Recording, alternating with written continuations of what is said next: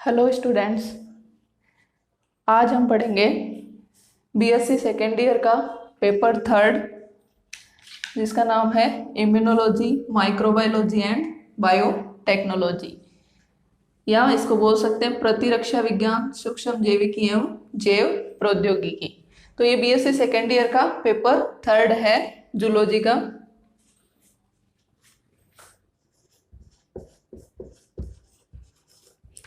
इसके अंदर 3 सेक्शन है, जिसमें से सेक्शन ए है, उसके अंदर आपको स्टडी करनी है इम्यूनोलॉजी के बारे में। इम्यूनोलॉजी की definition, types of immunity,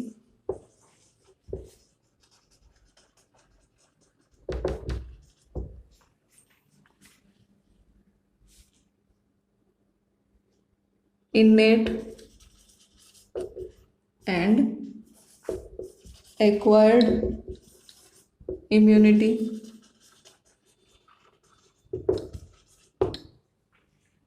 immune organs,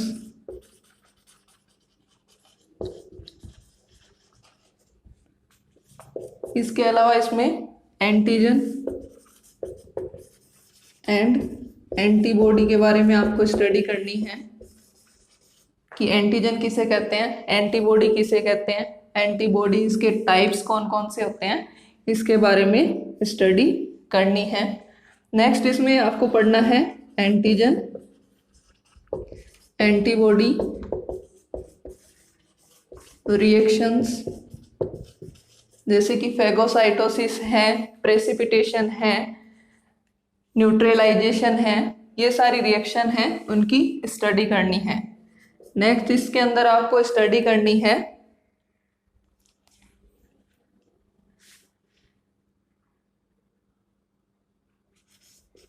immunity regulating sales, कि कौन कौन सी सेल्स हैं वो इम्यूनिटी को रेगुलेट करती हैं।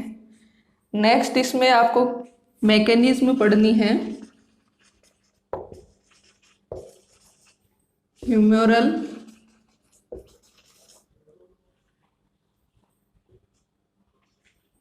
And cell mediated immunity. तो ये सिलेबस है सेक्शन ए के अंतर्गत। आपको पूरी इम्यूनोलॉजी जितनी है आपके सिलेबस में, उसकी स्टडी करनी है। तो इम्यूनोलॉजी है, उसके अंतर्गत डेफिनेशन आ जाएगी, इम्यूनिटी के टाइप्स, दोनों इम्यूनिटी के टाइप्स हैं उनके बारे में डिटेल में पढ़ना है, इम्यून ऑर्गन्स कौन कौन से होते हैं उनको पढ़ना है, एंटीजन एंटीबॉडी की डेफिनेशन और इनके टाइप्स की स्टडी करनी है, एंटीजन और एंटीबॉडी के बीच में रिएक्शन होती है उसकी स्टडी करनी है। इम्यूनिटी रेगुलेटिंग सेल्स कौन कौन सी हैं, जैसे कि मैक्रोफेज सेल्स हैं, न्यूट्रोफिल्स हैं, नेचुरल किलर सेल्स होती हैं, लिम्फोसाइट्स होती हैं, इनकी स्टडी करनी है। और mechanism of humoral and cell mediated immunity, किस तरह से ये वर्क करती हैं, इसकी मैकेनिज्म की स्टडी करनी है। तो ये है इसका सेक्शन ए। सेक्शन बी है इसके अंदर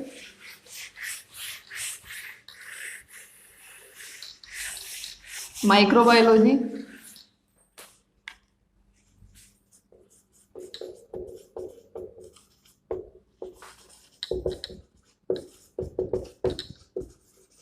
माइक्रोबायोलॉजी सेक्शन, इसके अंतर्गत आपको स्टडी करनी है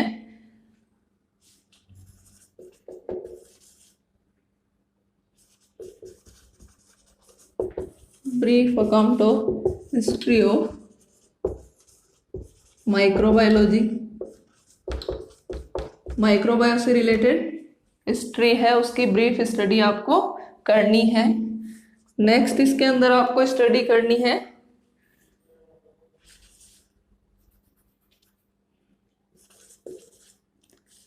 prokaryotic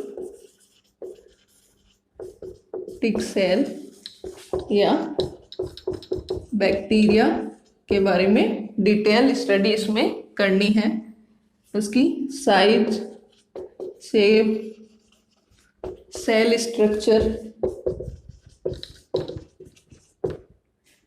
flagella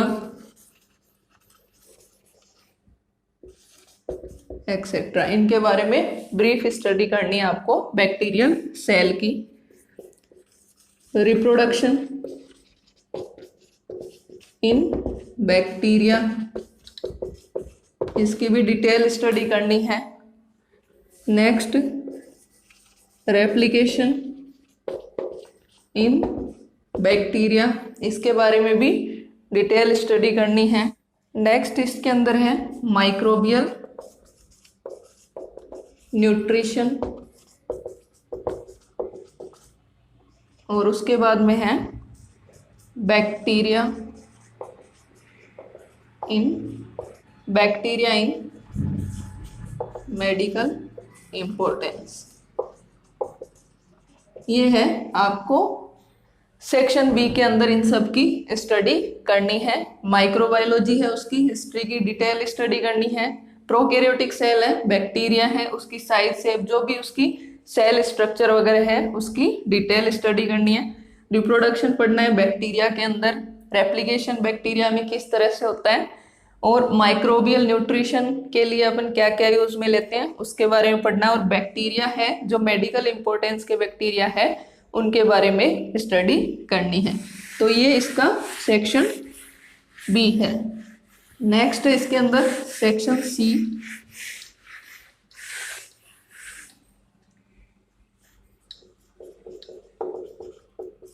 biotechnology.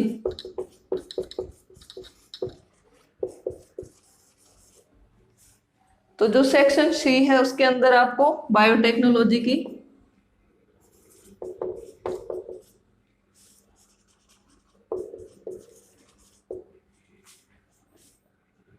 History, scope, major areas of biotechnology. Next इसके अंदर अपने को करना है जेनेटिक इंजीनियरिंग के बारे में।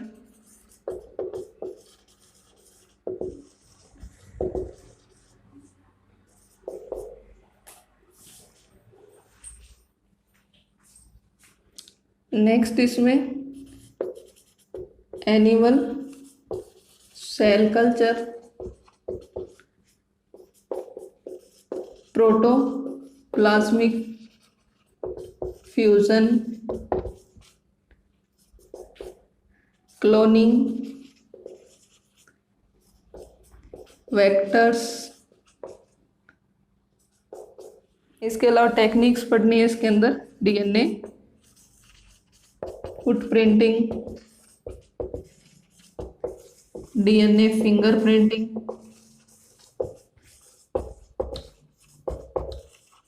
पीसीआर,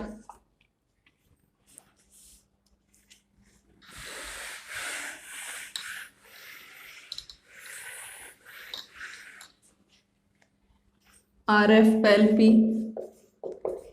RAPD, AFLP, इन टेक्निक्स की स्टडी करनी है। नेक्स्ट इसका यूज देखना है, एनवायरमेंटल बायोटेक्नोलॉजी,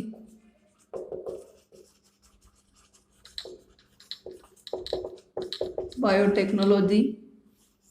इसके अलावा फूड,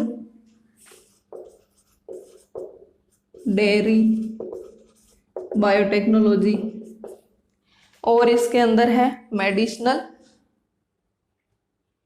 बायोटेक्नोलॉजी, मेडिसिनल बायोटेक्नोलॉजी। इसके अलावा इसके अंतर्गत आ जाएगा आपके monoclonal antibodies, human genome project.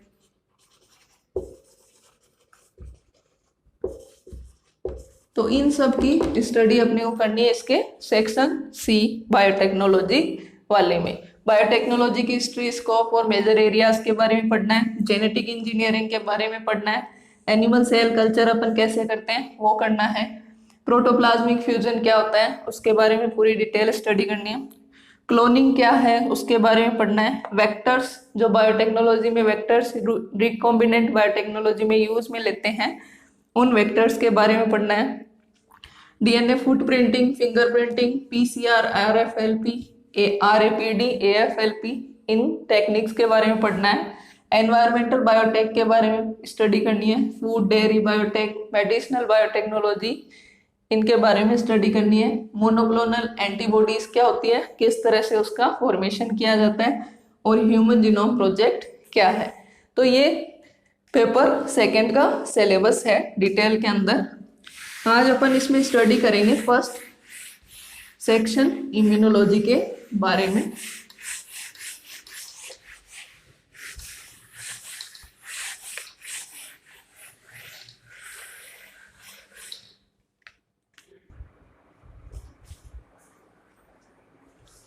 तो आज नेक्स्ट अपन इसके अंदर टॉपिक करेंगे इम्यूनोलॉजी या प्रतिरक्षा विज्ञान। तो इम्यूनोलॉजी या प्रतिरक्षा विज्ञान है, इसके फादर कौन है, Edward Jenner. Father of immunology कौन है, एडवर्ड जेनर, जिन्होंने कॉन्सेप्ट ऑफ वैक्सीनेशन या टीकाकरण का कॉन्सेप्ट भी दिया था। तो आपसे सिंपल 1 नंबर वाले क्वेश्चन में पूछा जा सकता है कि फादर ऑफ इम्यूनोलॉजी कौन है या प्रतिरक्षा विज्ञान के जनक कौन है। तो कौन है, एडवर्ड जेनर, जिन्होंने कॉन्सेप्ट ऑफ वैक्सीनेशन भी दिया था। नेक्स्ट इसमें आपसे एक थ्योरी और पूछ सकते हैं कि जर्म थ्योरी ऑफ डिसीज किसने दी थी। तो ये दी थी लुईस पास्चर ने। इन दोनों पे शॉर्ट क्वेश्चन एग्जाम के अंदर बन सकता है। नेक्स्ट इम्यूनोलॉजी होती क्या है। तो इम्यूनोलॉजी क्या है, the branch of medicine and biology concerned with immunity. तो इम्यूनिटी से रिलेटेड मेडिसिन और बायोलॉजी की ब्रांच को अपन क्या कहेंगे, इम्यूनोलॉजी। या फिर इसकी अदर डेफिनेशन क्या हो सकती है, immunology is a branch of biology that covers the study of immune system in all organism. तो जितने भी ऑर्गेनिज्म हैं उनके इम्यून सिस्टम या प्रतिरक्षा तंत्र के अध्ययन को अपन क्या कह सकते हैं, इम्यूनोलॉजी कह सकते हैं। कि कोई भी एनिमल है उसके प्रतिरक्षा तंत्र के अध्ययन को अपन क्या कहेंगे, इम्यूनोलॉजी कहेंगे। इसके अंतर्गत क्या है, जितने भी फिजियोलॉजिकल फंक्शनिंग होती है या डिजीज के बारे में पढ़ा जाता है, या फिर किसी भी ऑर्गन में डिसऑर्डर होता है या किसी सेल में डिसऑर्डर होता है, तो इन सब की स्टडी अपन करेंगे किसके अंतर्गत, इम्यून सिस्टम के अंतर्गत करते हैं। तो इम्यूनोलॉजी क्या हो गई, प्रतिरक्षा से रिलेटेड एक ब्रांच है बायोलॉजी और मेडिसिन की। इसके अलावा अपन ऐसे भी कह सकते हैं कि बायोलॉजी की एक ऐसी शाखा जिसके अंतर्गत सभी ऑर्गेनिज्म के प्रतिरक्षी तंत्र का अध्ययन किया जाता है। तो वो शाखा क्या कहलाती है, इम्यूनोलॉजी या प्रतिरक्षा विज्ञान।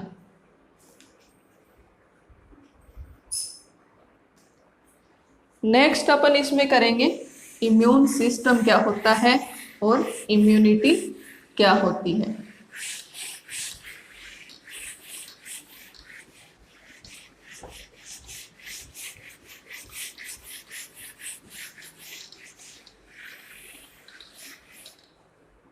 तो इम्यूनोलॉजी की डेफिनेशन अपन ने देख ली। उसके बाद में अपन नेक्स्ट इसमें करेंगे इम्यून सिस्टम।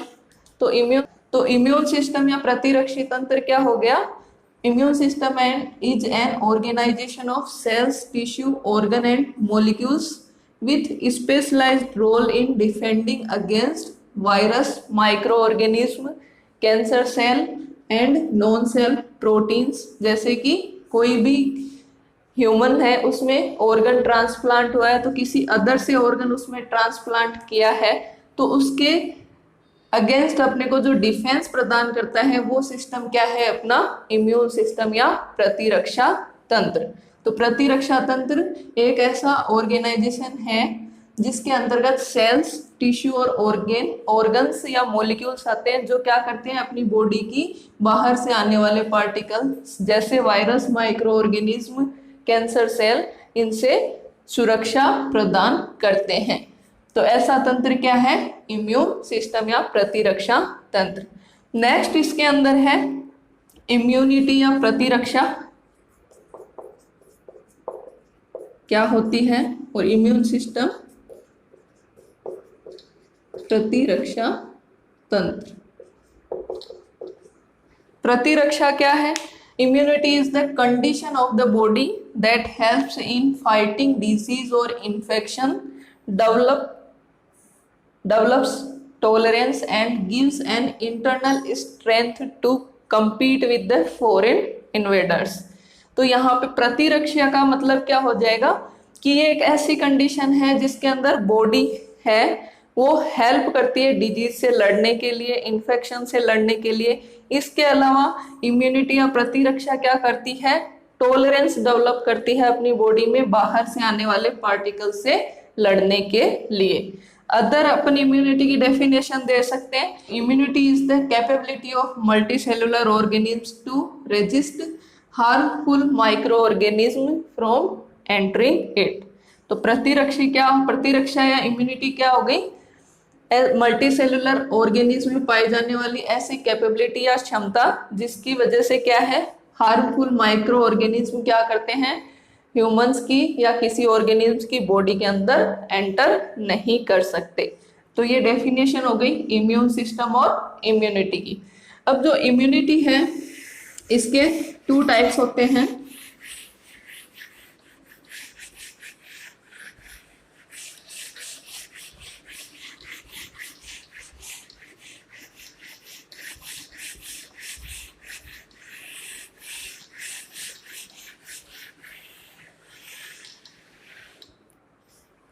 तो इम्यूनिटी है